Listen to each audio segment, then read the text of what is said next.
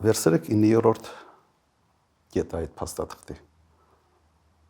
որը խոսում է անխոչնդոտ ճանապարհի մասին,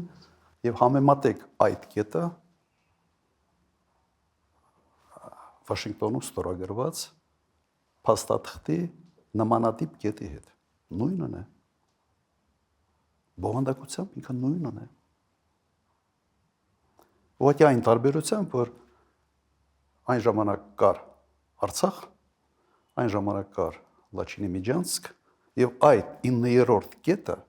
մցված էր հենց Լաչինի Միջանցքի հետ որոշակի սիմետրիա ունենալու տեսանկյունից։ Ադրբեջանի պահանջն էր։ Եվ այն ժամանակ փոխանակ կրճել այդ կետից, ապահովել իսկապես ճանապարհի ֆունկցիոնալը, ոչ թե հանձնելով որպես Միջանցք, այն ժամանակ Միջանցքի տրամաբանություն չկար ընդհանրապես։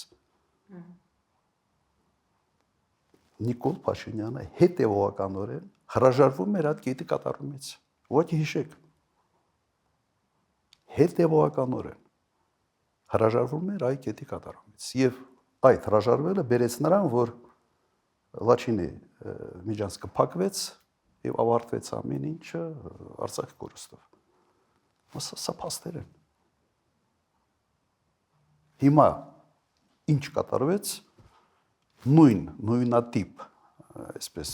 որոշումը, նույնատիպ մոտեցումը ներկայացում է որպես